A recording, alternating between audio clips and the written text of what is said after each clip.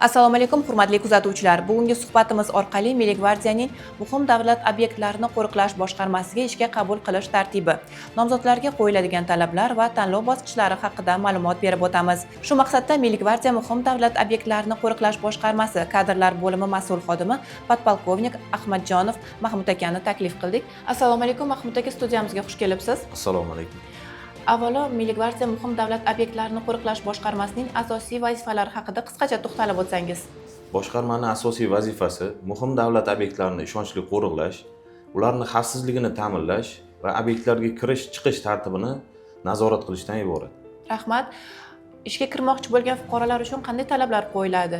Yoshi, ma'lumoti va boshqa mezonlar haqida ham gapirib o'tsangiz. Xizmatga 18 yoshdan kichik bo'lmagan, 30 yoshdan katta bo'lmagan fuqarolar o'rta maxsus va oliy ma'lumotga ega, saralash tanlovlaridan muvaffaqiyatli o'tgan, dunyoqarashi keng, ma'naviy axloqiy sifatlari yuqori, shuningdek jismoniy tayyorgarlikka ega bo'lgan va sog'lig'ining holati yaroqli bo'lgan nomzodlar qabul qilinadi. Rahmat. Mahmud aka, eng ko'p keladigan savollar bu bo'y ko'rsatkichi.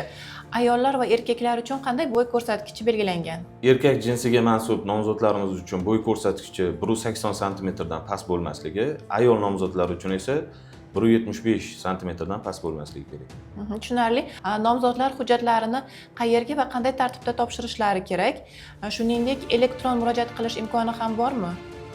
Nomzodlar o'sha muhim davlat obyektlarini qo'riqlash boshqarmasiga borib, shu belgilangan tartibda hujjatlarni taqdim etishlari.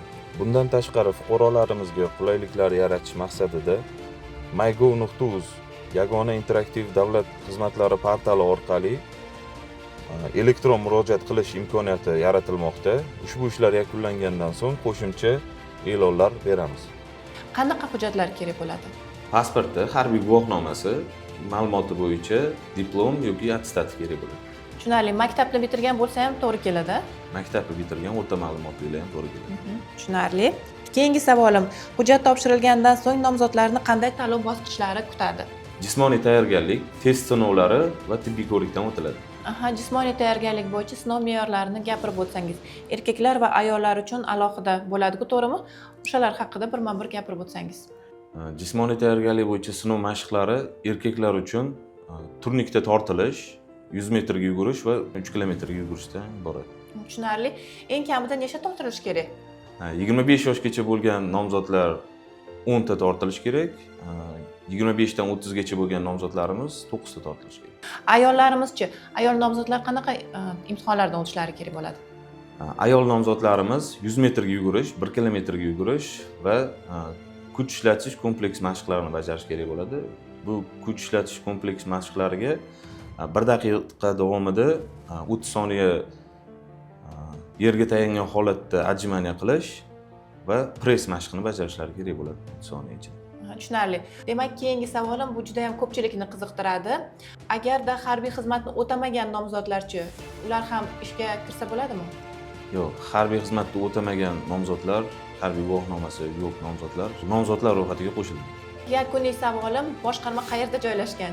Fuqarolarimizga shu haqida ham ma'lumot berib o'tsangiz. Muhim davlat obyektlarini qo'riqlash boshqarmasi Toshkent shahri Yakkasaroy tumanida joylashgan. Mo'ljal Kosmonavtlar metro bekati. Mahmud aka, suhbat uchun rahmat deb qolamiz. Hurmatli kuzatuvchilar, siz ham Milliy gvardiya muhim davlat obyektlarini qo'riqlash boshqarmasida xizmat qilishni istasangiz, quyida ko'rsatilgan telefon raqamlariga murojaat qilishingiz mumkin. Shuningdek, qo'shimcha savollaringiz bo'lsa, izohlarda qoldirishingiz mumkin. E'tiboringiz uchun rahmat. Keyingi ko'rsatuvlarda ko'rishguncha xayr.